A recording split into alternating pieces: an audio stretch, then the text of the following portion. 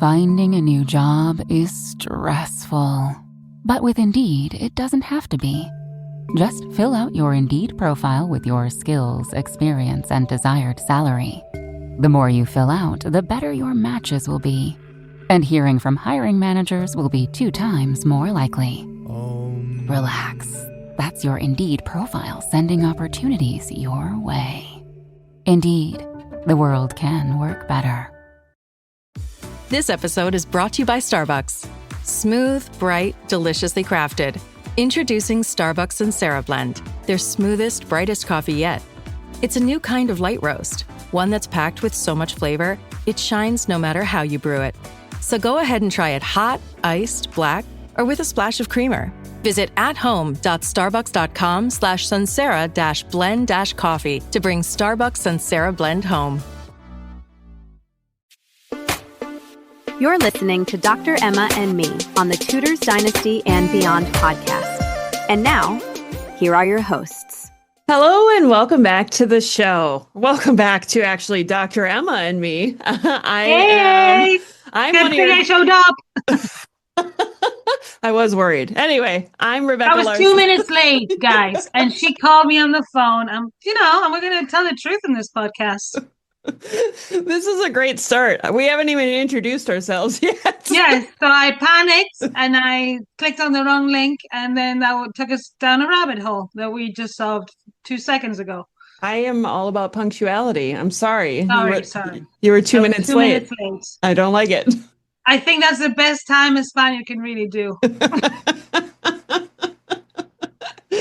Well, if you're new to Dr. Emma and me or the Tudors Dynasty and Beyond podcast, I'm Rebecca Larson, and I am joined by my co-hosts. Hi, I'm Dr. Emma. This is not a good start to this episode. It is. The best start. Well, if you've been following the show for a while or if you're brand new, I want to remind people, because I feel like people still don't know that there are video for these episodes available both on Spotify and YouTube. So if you want to look at us, I don't know if you want to do that, but you can. Sometimes we share pictures to kind of go along and tell the story about what we're talking about. Don't be modest. You do a great job editing. Come on, guys. You needed to look at the pictures. We talk a lot about our history. I've been very insistent to Rebecca, and she's been gracious enough to, take a lot of time to edit these pictures, but they're very useful, Rebecca. A lot of people have given me feedback about that. We have a lot of art history followers now, so you have to keep it up for them. Yes, we do. And then I also want to let people know that I always talk about Patreon, right? And my patrons. And I just need you to know that you can also become a free member on Patreon. That's right. And join the conversation. Yeah. So there's like a little community chat area where we all like to come together. I think that's the biggest thing when it comes to being a history lover is finding other like-minded people, right? That's why I do this. It was to find other people who are interested in what I'm interested in. I learned so many things, guys, that I apply to what I write about, what I research about, and it changes my view on so many things. There's so many things I need to learn still. And I learn every day in all the comments and all the feedback. And by doing this too, I've said it before, just sitting here and talking and reflecting about what I'm learning every day is just a gift. So I like to share it with you. Yeah, I think it's fun. And I want everybody to come join the Patreon community and chat with us and share your thoughts and let us know some ideas that you have. I think that's the most fun is the feedback that we get in the last episode. All the wildest theories too, please. We're like, at this point. Yeah. Any poisonings, any, gruesome killings, any love stories that nobody knows about. Who knows? I'm glad you added love stories because you're like poisonings and gruesome killings. I was like, it's kind of morbid. Love stories with poisoning, like Romeo and Juliet. Yeah, that was written by Shakespeare. That's Tudor. Yeah. There you go. It is.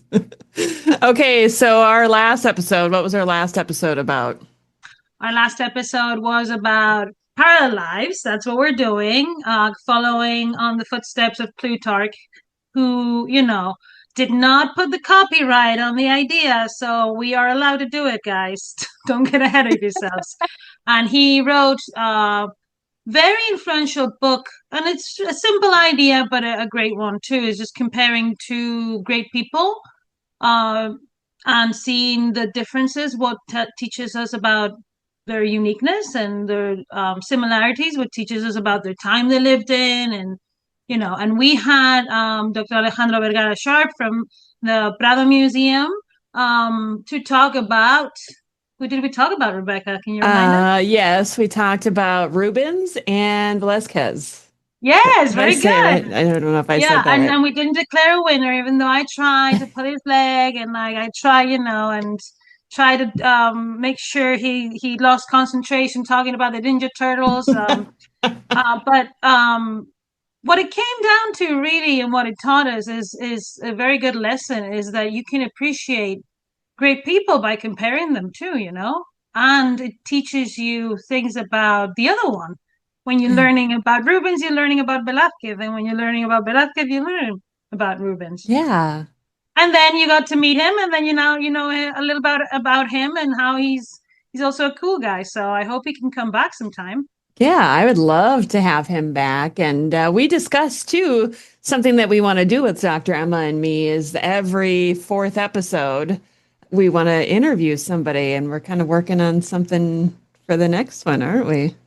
Yeah, we already have someone lined up. I'm so excited. It's going to be so cool. Yeah. And no clues, please, because I'm really bad at keeping secrets. Come on. So no, nothing. Okay. Don't make me say anything. Okay, I It's going to won't. be amazing. I won't. Well, before we talk about today's episode, I do want to go back and do some of the listener feedback from our last episode Mm. that we were just discussing. And of course, the feedback on YouTube was amazing. People are Yes. still really enjoying the Parallel Live series. Dwayne over on YouTube says that he loves us working together. He said it's fun and informative. And he said, thank you for going into the art history. Being able to see the 15 to 1600s makes them so special. So again, shout out to your editing skills. And I think, and Rebecca does, send me stuff and say, do you think this works? She's working hard, guys, to bring, a different experience. I don't see that in other podcasts. So shout out to you, Rebecca. You're doing a great job. I loved when we were comparing those pictures of when Alejandro was talking about comparing the pictures by Velázquez and Rubens about the same topic with that famous cow, Argus and Mercury. And, when you see the pictures, you can just really, really understand what he's talking about. So thank you very much for that. And you see the listeners are very grateful too. So Yeah, that I makes get me private happy. messages too, and everybody loved it. Everybody was super excited. The 90s kids were excited. The 90s kids who are 40 now were excited. Well, the So, Ninja Turtles were a hit. I'd have to say, even my yes. family who are not into history like I am, I showed them the clip with the Ninja Turtles and they thought it was great. Well, now what you need to do, and moving on from that, sometimes going back to being serious, you can go and learn about these people, Leonardo, Michelangelo, Donatello, and Raphael, Raphael. Very you're good. testing me again. Turtle power, right? No, but really, you can go in a very, very, very cool place called The Lives of the Famous Artists by Vasari. Giorgio Vasari was an Italian writer who wrote about the lives, the first famous art history book really about the lives of these Oh. famous guys. So I recommend it, everyone. This is can be accessed and open, so anyone can download it really. All those kids now that are loving the Ninja Turtles just because I mentioned it, you can go and download the Giorgio Vasari's Lives of the Famous Artists and learn about Michelangelo, but also about Susanna Horenboot because she's mentioned in there too. Exciting. Yeah, this Yeah. is this has been fun. Well, let's go back to listener feedback because Teresa over on YouTube said that you two girls are the best. I just had to read that Oh, because we always need a Teresa's little my friend. I asked her to. No, I'm only kidding. She is now. She is right. now. We're gonna have to Venmo Teresa some money as a thank you. Yes.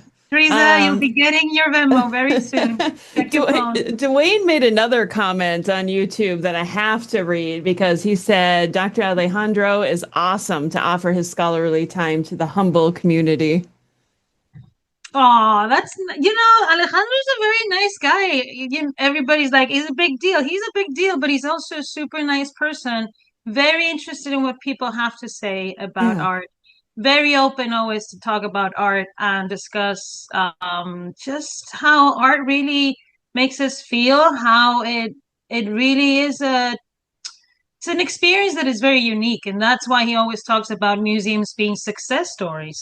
I just read in the news that the Prado Museum has received up to today more visits than previously in the 5 years up to today. So that means that people want to see art, and I think in this we don't talk about the current world here because who wants to talk about the current world? But in the current world we live, I think museums and art and amazing art like the art of Rubens and Velázquez can help us get through this time in this current world. So it's Yeah. a great excuse to go to a museum just to be like, I'm just going to indulge in Yeah. beautiful things today, right? Do it. Do it. I can't wait Yeah. to go and get a tour of the Prado 2026, right? Everybody wants a tour of the Prado. What are you waiting for? Oh, well, what else do we have here for listener feedback? People are just really happy That about, was a great comment, by the way. yeah, It's just great to see how appreciative people are.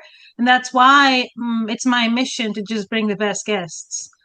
So, yeah. yeah. I'm excited for our upcoming guest. Over on Patreon, Deidre said that we're not boring at all. So I think I remember talking about being boring in the last episode or boring people There's a or glitch in our brains, and we're never boring. It's just, it's people who are not interested in these types of things.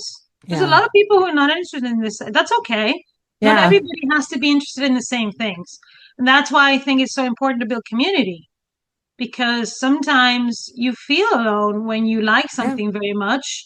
Or you can feel very close to other people who are far away when you have connections to those people. So, building community again in this current world we're living is better Yes. than ever. So We need that's it. what I think social media and has good, it's a good thing about social media Yeah. because we also know social media is very criticized and these types of even podcasts are very criticized for being too many and this and that.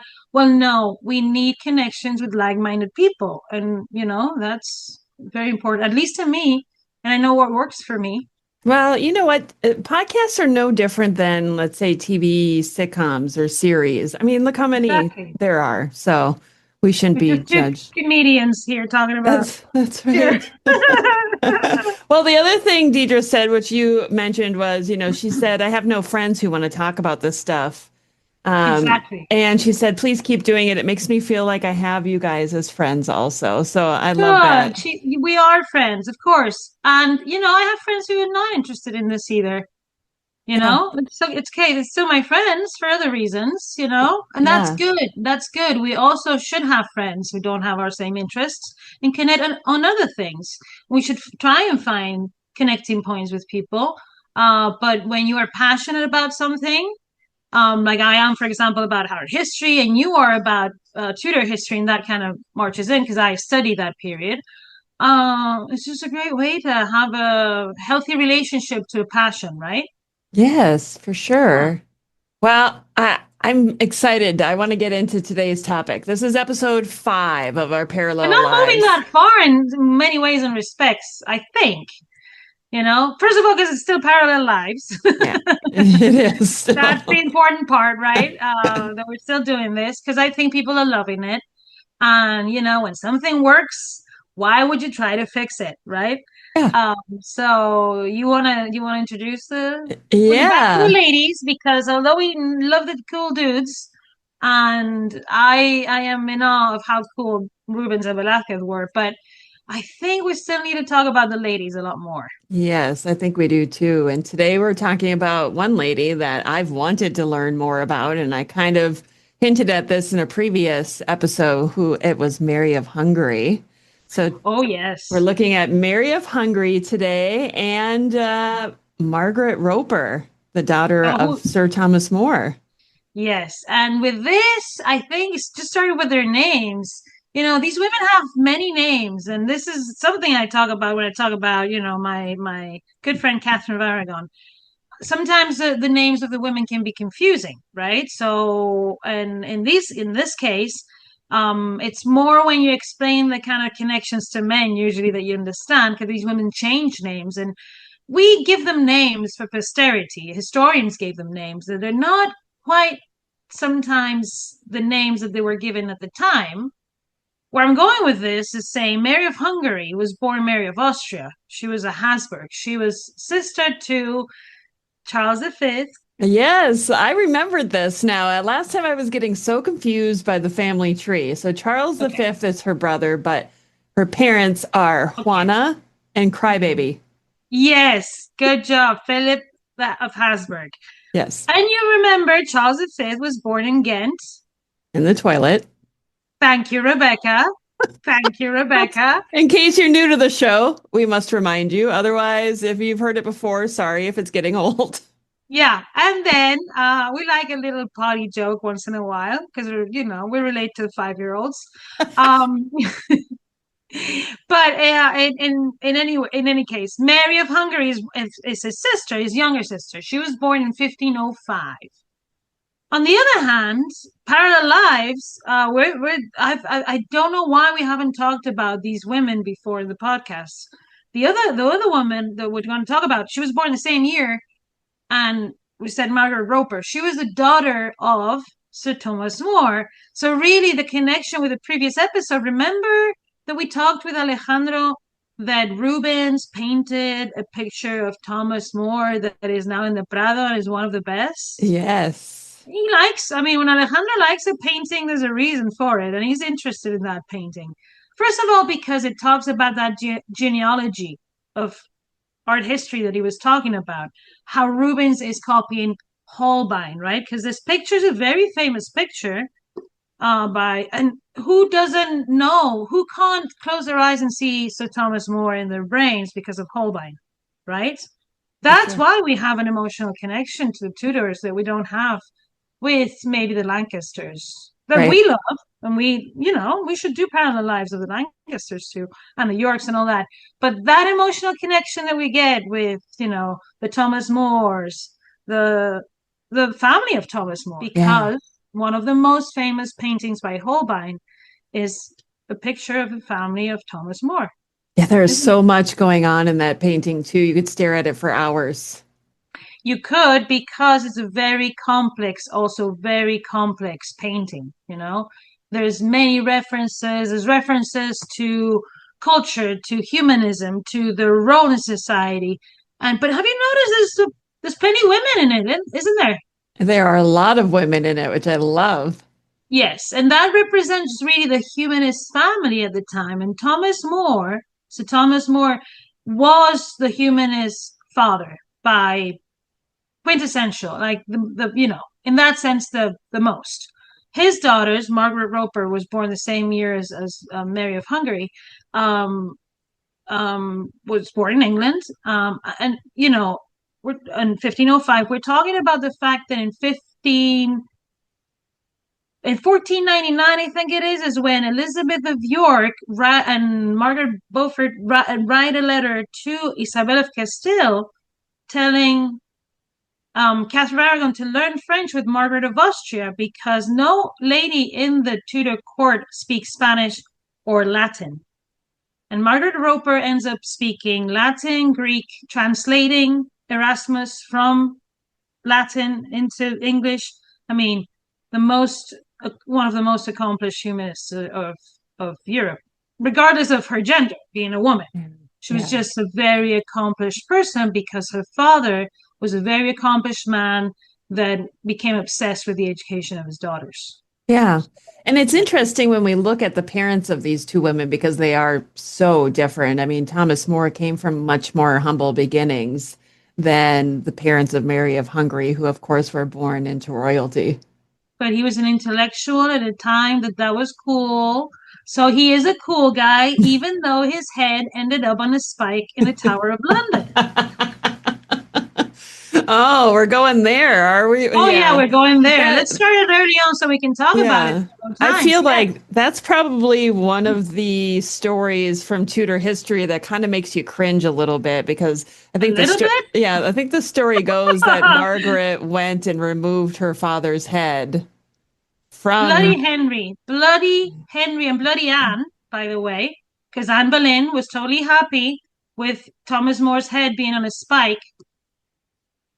Right. So, someone who is now praised as a leading reformist and advocate for women's education, she really wasn't that, because who really was an advocate for women's education was Thomas More.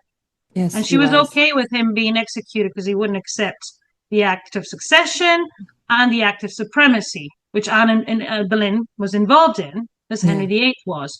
So these people were really despicable during this time, too. We have to talk about that, How can you do that to someone who you've admired since you were a child?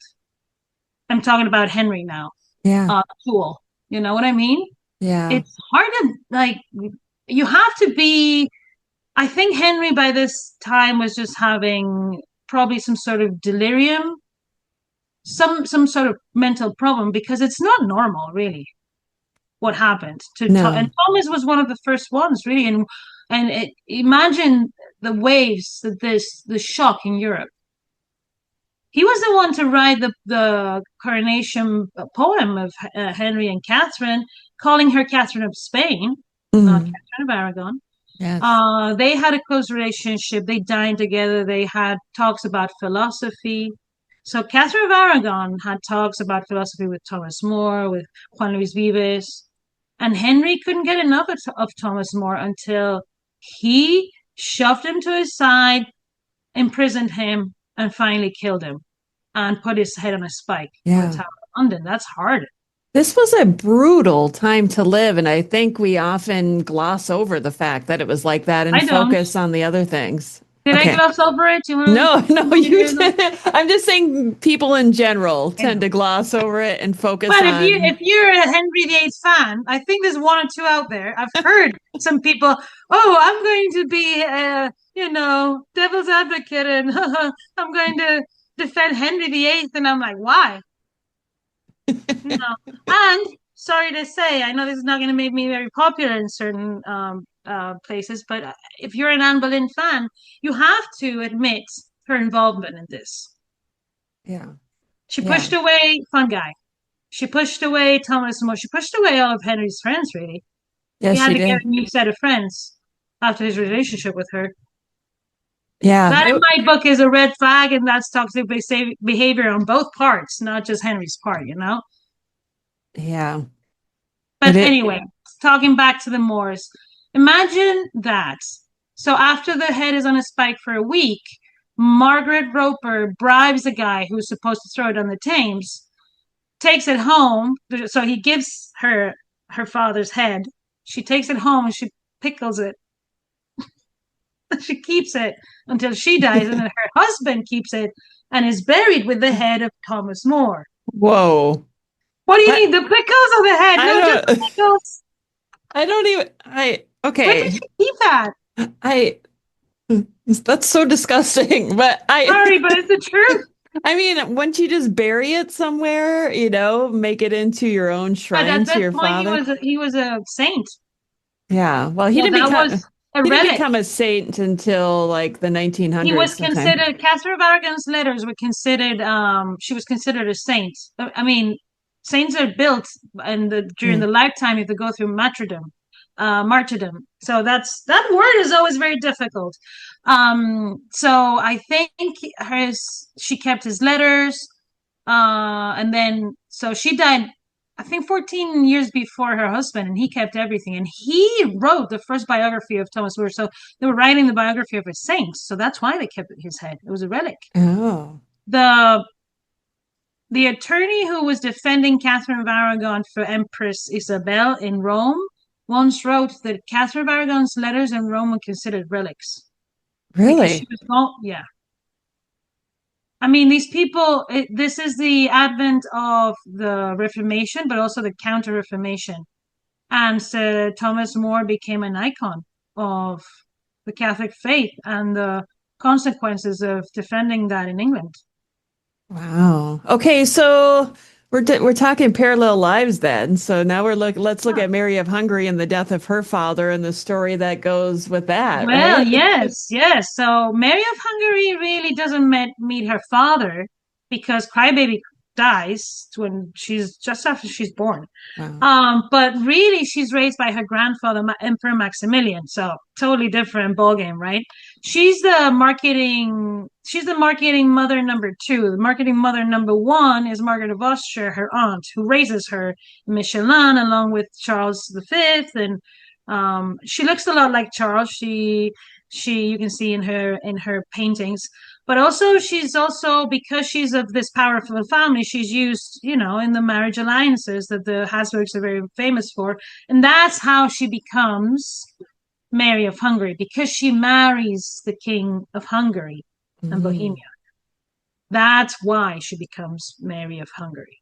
But really, she's Mary of Austria, really, all of the House of Habsburg, whatever you want to call her, right? Yeah. The reason why she becomes so famous is not because of her marriage, because her her husband is killed in 1526, very important year, also for the Tudor court, in a very crucial battle for the empire, in the Battle of Mohacs against the Ottoman Empire. So she becomes a widow. She becomes just like Margaret of Austria. She retires, but she becomes a governor for her brother Charles when Margaret dies in 1530, and takes on that same role of becoming a patron of the arts because she's ruling in a place, the Netherlands. Flemish art is flourishing there. Alejandro told us all about it. And he actually has studied Isabel Clara Eugenia and Rubens, they are heirs of these women. It's the women in the Spanish monarchy, when they go into the Habsburg Netherlands, they just encounter these amazing artists and become marketing mothers. So Mary of Hungary has the largest collection, for example, of paintings by Titian in the 16th century. And this is not all things that I know because I've been researching her a lot. I read this book, Mary of Hungary, Renaissance patron and collector, gender, art, and culture. It was edited by my PhD advisor, Noelia Garcia Perez from the University of Murcia, who is also the scientific director of this initiative that the director of the Prado Museum, Miguel Falomir, started to showcase women's importance in the foundation of the Prado Museum, but also the collection, because the collection started before the museum, because it's the royal collection. So Mary of Hungary was one of the main actors in the first edition of The Female Perspective a few years back, that had, there's many documentaries, and there's a lot of information in their website about Mary of Hungary that you guys should check out because it's amazing. Yeah, she was important. I have to go back now to what I was trying to get you to talk about. We're looking at parallel. Did I just go on a Christmas here? Well, I just wanted to make a comparison with Margaret Roper taking her father's head, and when Crybaby died, and the story about Juana and what she did with him. Yes. So Mary, let's call her Mary of Hungary, but now we know, right? Yes. She's the daughter of Juana I of Castile and Philip of Habsburg. So she's born in 1505, the same year as Margaret Roper, the daughter of Sir Thomas More, who we're doing parallel lives with. And we'll get to the point why I chose them for parallel lives, okay? This is not, just bear with us, guys. But let's get to the story. So she's born, and the next year, her parents are in Castile, after going to the court of Henry VII, by the way, and being there and seeing them. They end up in Burgos, and we've talked a lot about Burgos. Maybe you should pin that episode that I talked about 20 minutes about Burgos and why you should go there. And Fernando of Aragon poisons, basically, Philip of Crybaby for crying too much. And I wish that Fernando and Henry VIII had met, because he'd taken care of that quickly. Yes. Like, oh boy, it's so annoying.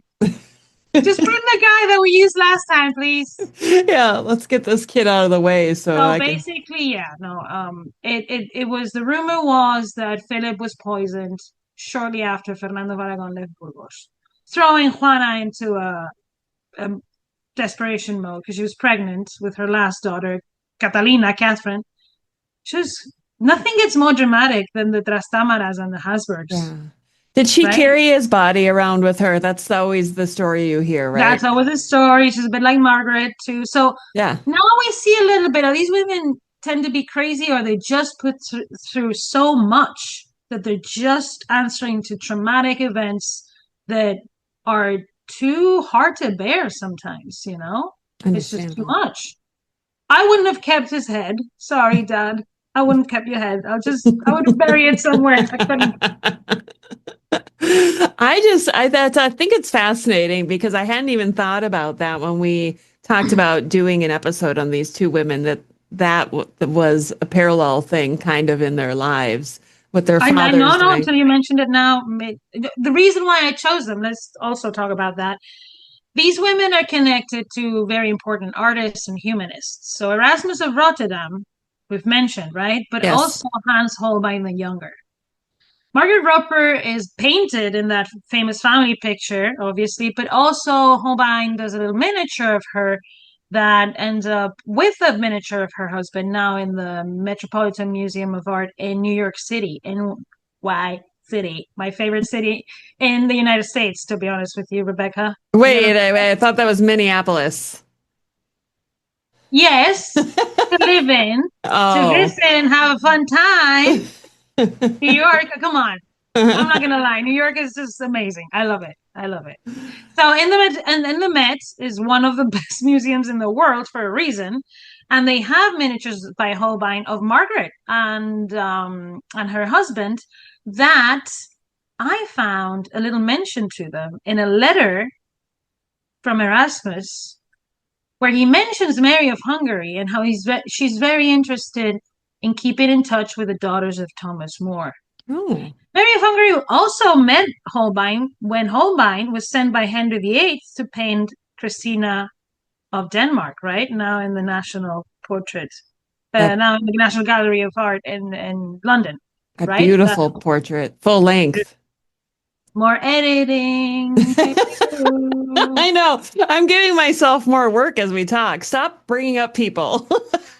Stop bringing up pictures of people, Emma. You should just start a bank of pictures that I mentioned. I talk about the same pictures a Yeah. lot, you know. And Holbein is just going to be. I'm going to talk a lot about Holbein. Holbein was part of my dissertation topic. I mean, I was the one to really say for the first time that he was connected to Catherine of Aragon, and that he came because of that influence that she had. Right. Yeah. He's always been famous, but I think he's regaining a new fame, especially because I'm very excited for this. There's a new book by Elizabeth Goldring coming out later this year on Holbein, a new artistic biography. She wrote an amazing artistic biography about Nicholas Hilliard, so this is going to be very exciting. Yes, I love it. I feel like we need more of that. We need more We need art academic work. historians, real art Yes. historians like Dr. Elizabeth Goldring, to write about Yeah. giants of art like Holbein, who's a giant in European art, not just in English art, not just for Tudor art, for Western art. He's truly, I mean, amazing. Yeah. I Amazing. think I want to clarify something too, because I think when we talk about art historians and the importance of art historians, I don't want to take away from the fact that we love that people are so interested in art history and have a passion for it and want to do their own research. I don't want to kind of isolate those people in this episode and make them feel like they don't No. know what they're doing. But when it comes to telling the history of art, who better to do it than an art historian? Right, right. I mean, it's like everything, you know, you train to do something, and there's we apply a method to the analysis of the art of the time. So, you know, and someone like Elizabeth Goldring, who's already done this for such a big artist as Nicholas Hilliard too.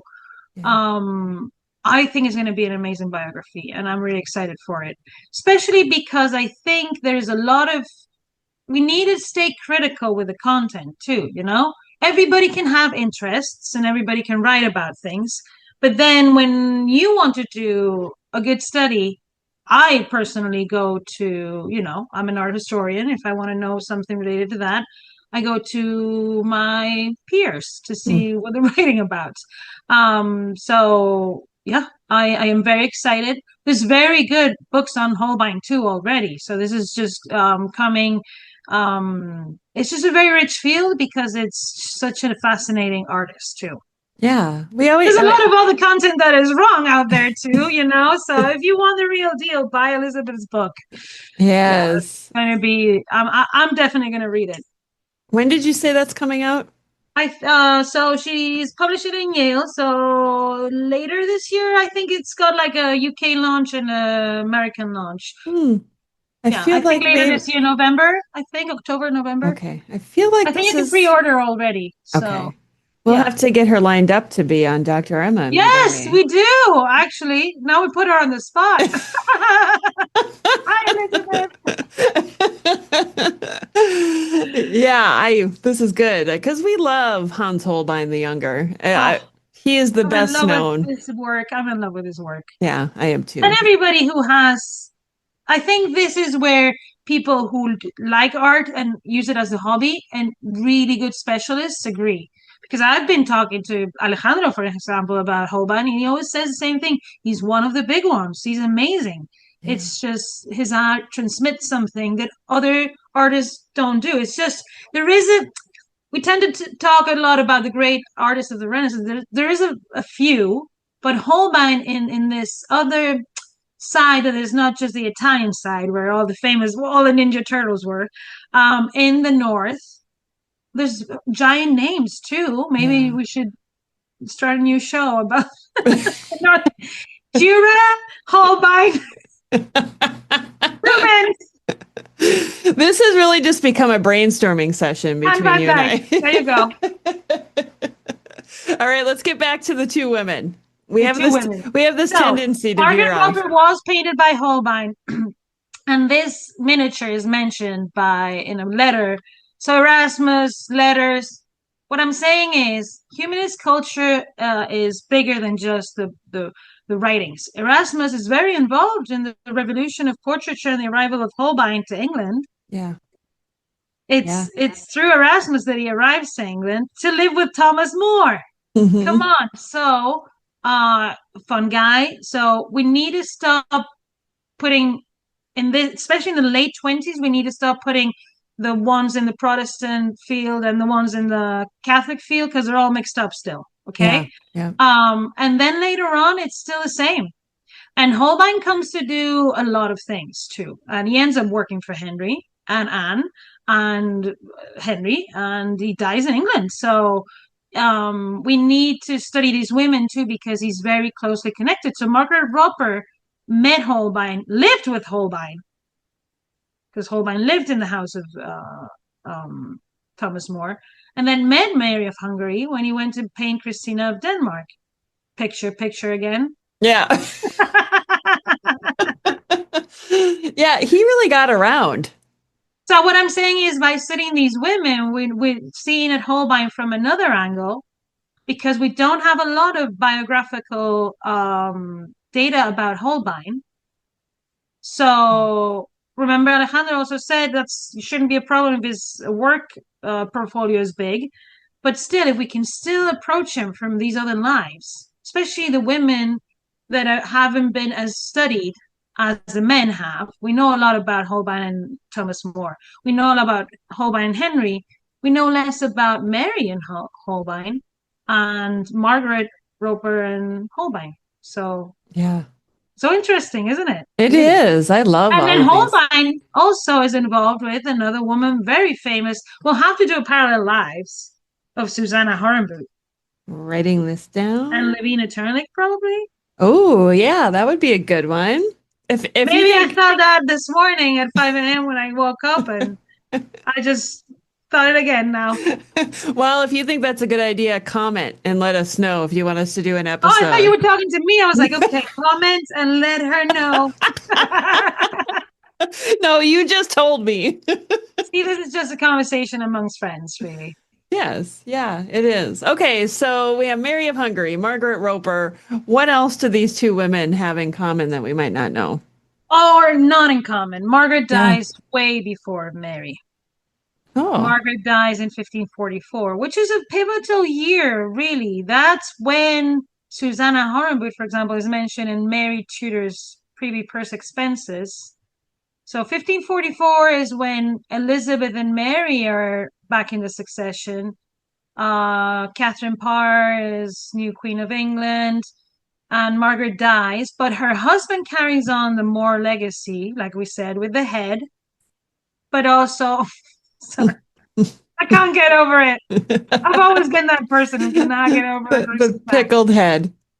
Pickled head of Sir Thomas More. That would have been useful if an artist would have wanted, to maybe, you know, he's like, oh, do you want to pick another picture of Thomas More? Sure, we've got his head right there with the, with the peaches. USAA knows dynamic duos can save the day, like superheroes and sidekicks, or auto and home insurance. With USAA, you can bundle your auto and home and save up to 10%. Visit USAA.com/bundle. Bundle savings are off total premium, not available in all states or in all situations. To qualify, auto policy must be active prior to property policy issue, subject to change. Restrictions apply. Membership eligibility and product restrictions apply and are subject to change. USAA means United Services Automobile Association and its affiliates, San Antonio, Texas. I'm always looking for ways to show my cat how much I love her.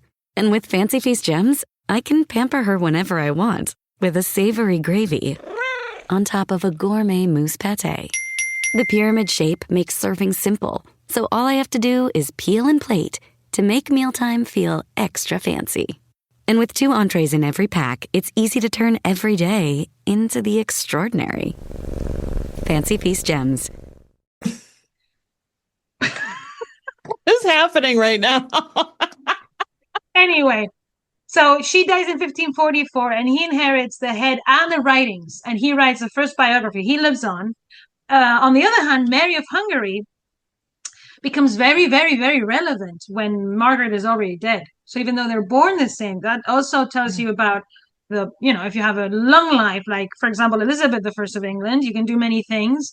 Whereas if you have a shorter life because something happens to you, because you die, because you're a woman and you die more. And, no, the men died in the war, but, Mary lives on. But Mary also dies in 1558, the same year Mary the First of England dies. So she's cousins, and that's why I'm mentioning a lot Mary the First of England. Mary of Hungary and Mary of England were cousins, lived very close by, never met in person, but yes, we're sending each other stuff.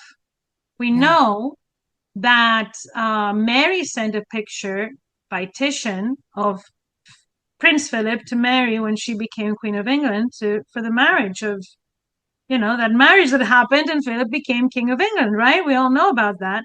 Yeah. Then Antonis More was sent to England to paint Mary in that very famous portrait now in Alejandro's collection in the Prado Museum.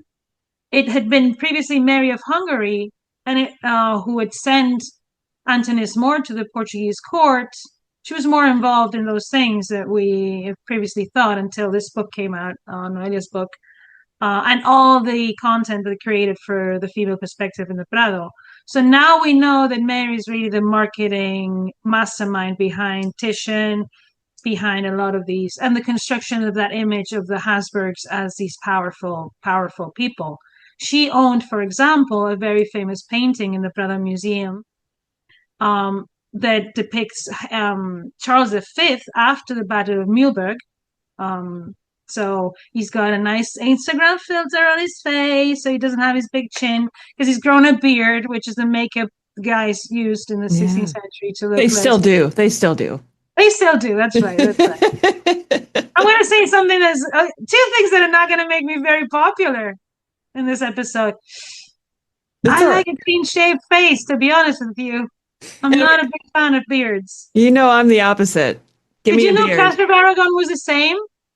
Because you Really? know Henry VIII grew a beard because Francis I had a beard. Yes. She told Henry she didn't like it. I'm like Catherine. I'm with Catherine in this one. Yeah. Yeah. Mm. Well, you know, I like me a nice full, not a beard, a nicely trimmed one. I don't want like a big, long, gross one that can catch everything in it. Oh, Rebecca, please. Okay. Well, like I think of the one that we see in Thomas Seymour's portrait in his miniature. That was like a Oh, you want to long talk about beard. Thomas Seymour and his beard? Maybe you have a crush on Thomas Seymour. I don't have a crush on Thomas Seymour. I like beards, but nicely trimmed ones. Yeah, sure, sure. We're Nobody's gonna perfect anyway. let's anyway. No, who are we talking about again?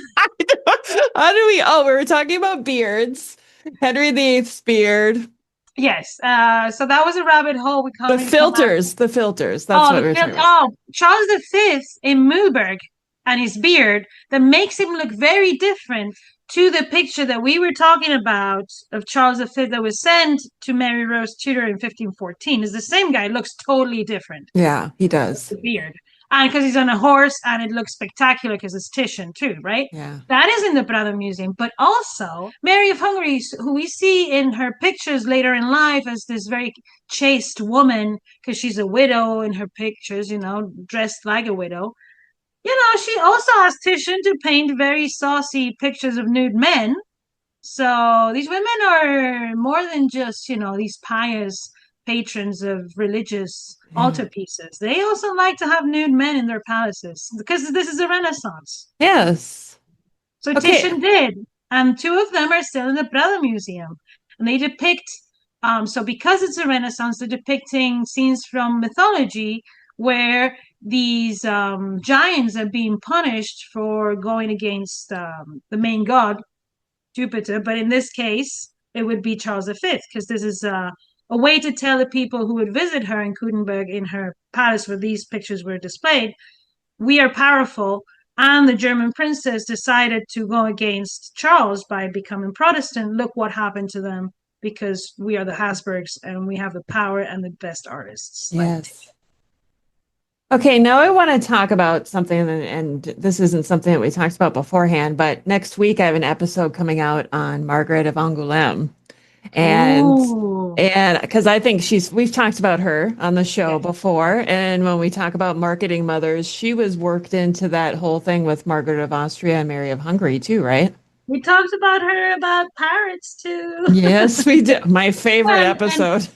oh, eye roll. This is why you have to see the videos, guys. She just did the biggest eye roll just because one gets excited talking about parrots because has some hyperfixation issues. And Mel was here to Taylor to talk about parrots, and she knows a lot about that. And Rebecca wasn't just having the best time, but that picture of Marguerite de Angoulême with the parrot is just, it shows you how cool the Renaissance is. It looks like it was painted yesterday because of the vibrant colors and Yeah. that parrot. You're like, what's the parrot doing there? Can he say anything? What is he Yeah. up to? Why does she have a parrot? Well, like Catherine had a monkey, right? With Yeah. her. This is to show that you are a very cool lady, a very cool marketing mother. Marguerite and the women in the French court, I think one of the problems they had is that there was a Salic law that prevented them from ever ruling, but they were regents on some occasions, and they were advisors, and above all, like all the women in the Renaissance, usually were peacemakers. Yes, yes. Okay, so Mary of Hungary has some connection in my Thomas Seymour research because Ooh. he was the an ambassador to the Low Countries in the 1540s, and there are plenty of letters where you see the communication where he was there, and then Did he somebody. mention things about art? I don't think there's any mention about art. It's more just what they were discussing about diplomacy. What we're discussing about diplomacy? Tell us. I don't put me on the spot. I don't. Of course. I don't remember Did you it. do your homework? So there was a Thomas Seymour connection with Mary of Hungary, and you didn't research about this? I thought about this beforehand, how I should have pulled up some of the letters so that we could use them, but I Okay, what didn't. was the year? We can work it out. Gosh, I would say, well, probably, I'm going to guess about 1543-ish. Right, that's totally an interesting time because, of course, in my research at least, Catherine of Aragon is already dead, but Mary Tudor maintains a lot of connections to her family in the Low Countries in Spain, and in her Privy Purse expenses that are from this time, there's mentions to that. And Susanna is mentioned, who's a Fleming who comes from the court of Margaret of Austria. And then Lavina Turnlick comes also.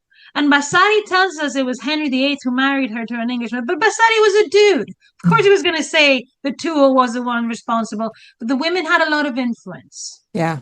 And this through correspondence, and this is why I want you to go back to those letters and read them again. We have already uncovered at least one discovery with your research of that mentioned to the paint tricks. Remember we talked about that? So I was very successful finding stuff, and I am still, in letters and diplomacy, because these women sometimes don't leave as hard evidence in, like, the financial records, especially in Catherine Aragon's place, sense, or Mary when she's young, because they were destroyed. So it's very interesting. I think you need to go back and check those. Maybe we'll do a second part. I've been kind of on a little hiatus from writing my book on Thomas Seymour.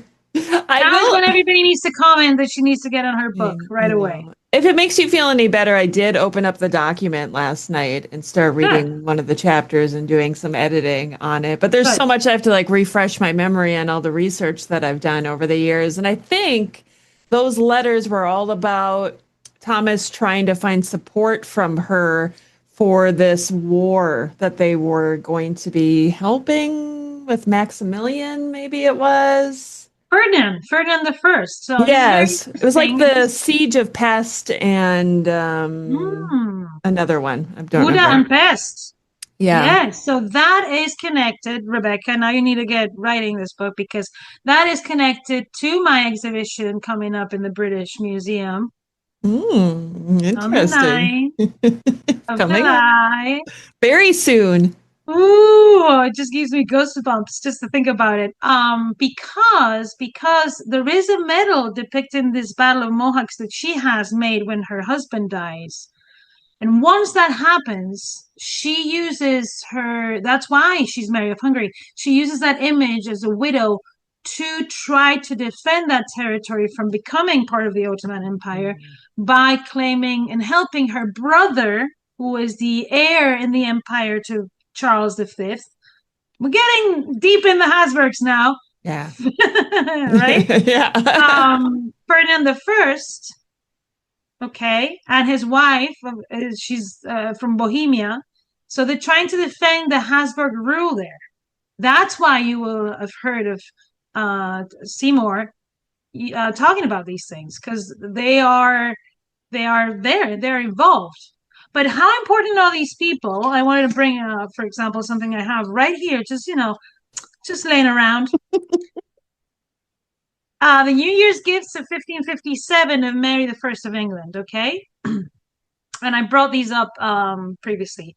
But for example, on that year when Mary I was receiving gifts in Christmas time, so the 1st of January, she's already married to Philip of Spain, and he's already king of Spain. So they're the height of their power, right? Yeah. A man called Sir Henry Newell gave the Queen a lute in a case.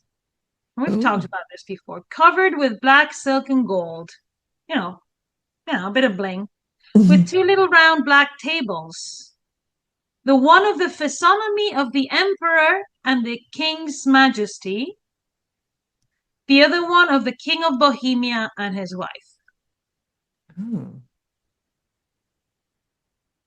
I've thought a lot about this, because it's like right at the top before everybody dies. Yeah. Charles V dies, and Charles V dies in retirement. So there's like 2 kings at the same time, so the King of Bohemia is this Ferdinand that you're talking about as than the one that when they're doing all the siege of pest and all that. Because, oof, that's an area of Europe I would not need to like study. I know Noelia has done a lot of research on that, so maybe one day we can. She's so busy. Maybe we have to put her in the spot and invite her to the podcast live. Yeah, I think we should. Sorry, Noelia. This is what we're going to do moving forward, is just put people on the spot. Yeah. Henry Cavill, listen to us. Pedro Pascal. I knew. Good job. I knew you had to bring those two up. Yes. Yeah. We like those guys. So we need those people. We need Noelia, Henry Cavill, and we need Pedro Pascal. Did we put anyone else on the spot? Oh, Elizabeth Goldring too. Oh yeah. Okay, that's a good start. I think it's a good start. It's a good list to start on. You know, we have 10 but goals. What do you think about this? Isn't that cool that in London somebody's given this lute? We know that Mary was a very, very accomplished musician. Like in that sense, she was very much like her father, Henry VIII. It'd be interesting to do a parallel lives, Henry VIII, Mary the First. Oh. Those fights must have been epic between Henry and Mary. The tension. Like obey, and she's like, nope. I like our parallel lives, but I like it that we pick two really different people. Like, you know, like Mary and Henry are father and daughter. I like it when we pick like somebody from England and somebody from Spain and find those parallels. I think it's kind of fun. And in this sense, you see how even though apparently they're so different, these women are connected. And they have a direct connection because Mary of Hungary sense Erasmus seems to be the guy who's involved. He's like the matchmaker of all these women. All these humanists are very involved with the women. Yeah, well, they're smart. Very close. Yeah, they like to hang out with the ladies. Juan Luis Vives writes about this. Writes about how Isabel of Castile was the first one to enable this, with Antonio de Nebrija, who wrote the first grammar book in Spanish. We've talked about her, Beatriz Galindo, La Latina, the Latinist woman. It's just very smart people getting together. Yeah. Who doesn't like that? I love that. And it's not just the men, like, you know, in Greek times or in the Roman times, the men were the ones usually allowed to have these discussions. In the Renaissance, the women are part of these discussions. And Mary of Hungary was, and Noelia talks about this, I encourage you guys to go and see all the documentaries in the female perspective. Mary of Hungary was called the most vigilant and attentive mind in Europe of her time. People would say things of her like if she would have been a man, she would have been the greatest monarch ever. Wow. But they would say things like that about Catherine of Aragon too. Juan Luis Vives said, it's just these women are prepared to rule, even though they don't rule, but they do rule. They rock. Yeah. Wow, that was a statement and a half. Well, I feel like I'm looking at the time here, and we started late because somebody was late, so I'm not really sure. We got to be getting close to 2 minutes. Ryan Reynolds here from Mint Mobile. With the price of just about everything going up, we thought we'd bring our prices down. So to help us, we brought in a reverse auctioneer, which is apparently a thing. Mint Mobile Unlimited Premium Wireless. How to get 30, 30, bit to get 30, bit to get 20, 20, 20, bit to get 20, 20, bit to get 15, 15, 15, 15, just $15 a month? Sold! Give it a try at mintmobile.com/switch. Upfront payment of $45 for 3-month plan, equivalent to $15 per month required. New customer offer for first 3 months only. Speed slow after 35 gigabytes if network's busy. Taxes and fees extra. See mintmobile.com. Have you ever spotted McDonald's hot, crispy fries right as they're being scooped into the carton? And time just stands still. Ba-da-ba-ba-ba. Let me just mention 5 other pictures. So I'm going to make your afternoon very entertaining. This is how Emma punishes me now, is by mentioning a bunch of portraits and paintings so that I have to put them into the... Well, I feel like we need to finish off with any other parallels between Mary of Hungary and Margaret Roper that you can think of. Very loyal, extremely loyal. So Mary of Hungary was extremely loyal to Maximilian and Charles V and her brother and her dynasty. And Margaret Roper too, to her father and her husband and her legacy. She was a translator. She translated from Greek. I mean, how accomplished do you have to be able to do that, right? But Mary of Hungary too, they just had different roles, but they were extremely educated. I think, to me, the power of education. And in that way, men and women are the same. You educate people, you give them critical thinking skills. I'm just going to be an old lady now. I think people are losing that a little bit. Yeah. I think people are going off their minds because they're not applying their critical thinking skills that we learn from reading, from reflecting on what we read, listening to a podcast, but a good one like this one. That's my favorite. No, I think you make a great point, because really, sometimes I think when we're researching, people lead by emotion instead of critical thinking. And it's important to don't make this. She's making a face at me. If you're not watching, I want to say something. I get a lot of messages from people saying, why don't you talk more about TV shows? And like Catherine Margaret and all these TV shows. And I'm like, because that's not what I do. That's part of it. I can mention that. I can talk about it. But what I want to do is to raise awareness that this woman was famous beyond measure in her lifetime. The most, probably with her mother, probably the most famous woman. And that's why we had Mary the First and Elizabeth the First, for example. Mm-hmm. It's because she changed the way people thought about women in England. That's what I'm trying to do. That's not by analyzing if that actress wore the right garment, or if, she had her hair was the right color. Or she had, yes. Okay, don't get me started with the hair thing. Nobody has better hair than Dr. Emma, actually. This turned about you all of a sudden. All of a sudden, it's all about me. No, it's true. It's let's move beyond that. The other day I got really upset, sorry to say, and Rebecca has a few videos on this, I think, about did Arthur and Catherine do it? I'm like, I'm over it. I can't do it anymore. Let's talk about these other things. It's so interesting. Yes. The parallel lives of Mary of Hungary and Margaret Roper, who probably a lot of people would never have paralleled with, but they do. And the connection is Holbein. That's a guy I would invite to dinner, to talk to him and be like, dude, you gave a face to all the Tudor court. Yeah. We'll have to do him at some point in Parallel Lives. I would love that. I feel like there's so much to discuss when it comes to him and his work.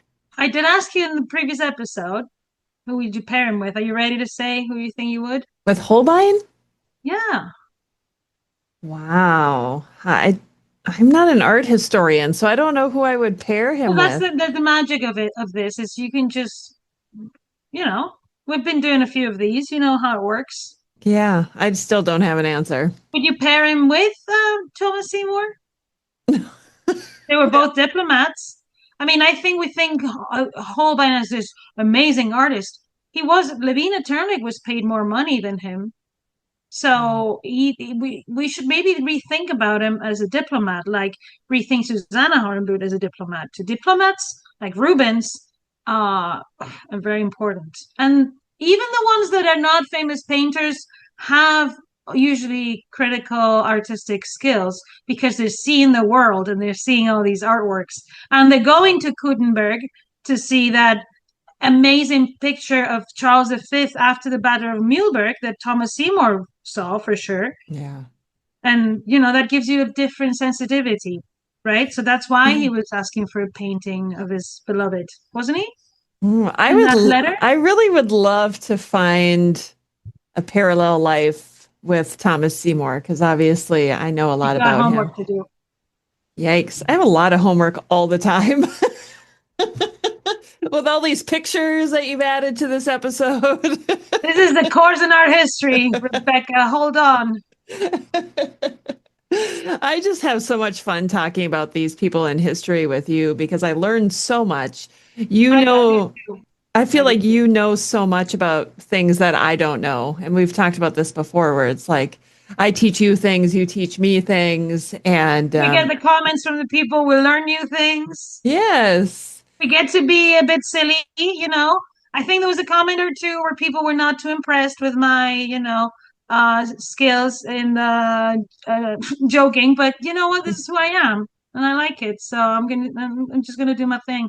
Well, this is what Dr. Emma and Me is. It's the Yeah, two of us just being ourselves, talking about yeah, history. My Tuesday episodes are the ones where I just interview yeah. somebody. Did you hit record?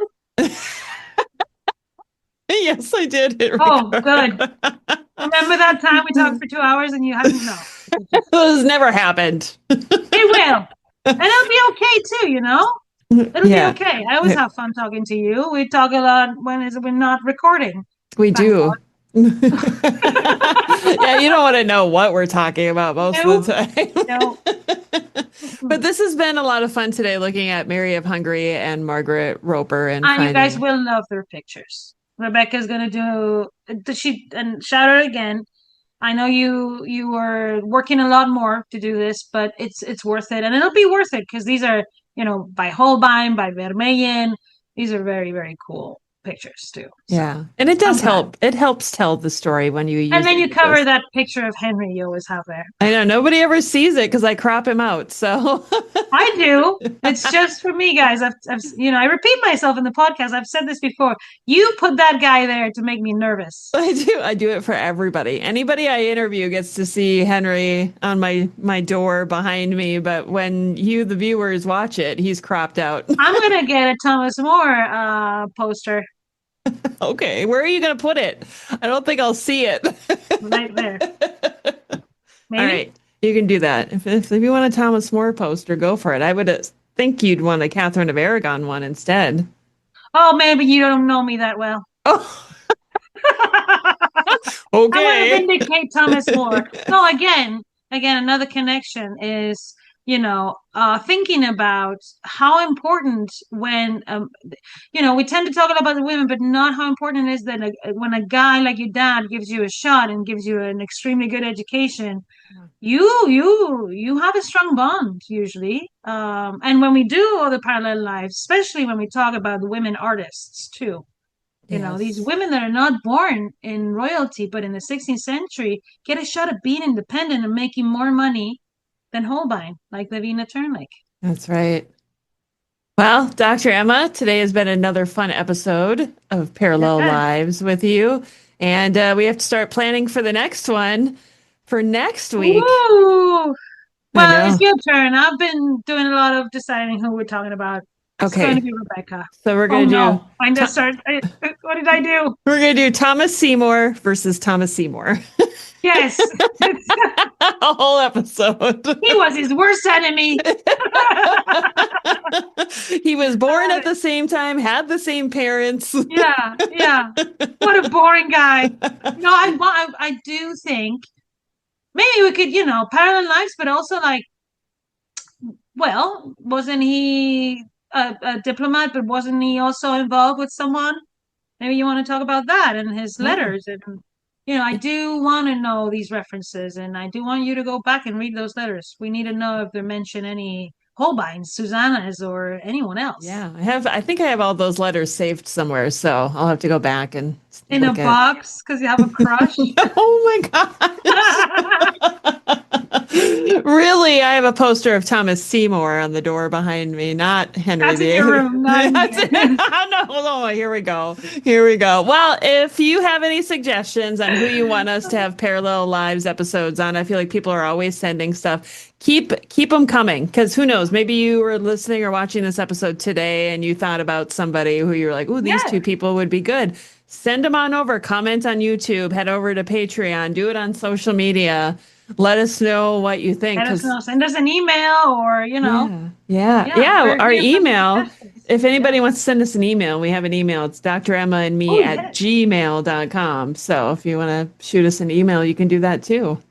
Yes. Yeah. Okay, guys, thank you so much. I'm excited for the next one because who knows what it will be. Who knows? Yes. See you next Thursday. Bye-bye. Thanks for listening to Tudors, Dynasty, and Beyond. If you enjoyed the episode, please take a moment to follow or subscribe wherever you're listening so you never miss a new release. And if you loved it, leave a quick review. It helps more history lovers find the show. Want to support the podcast and get bonus content?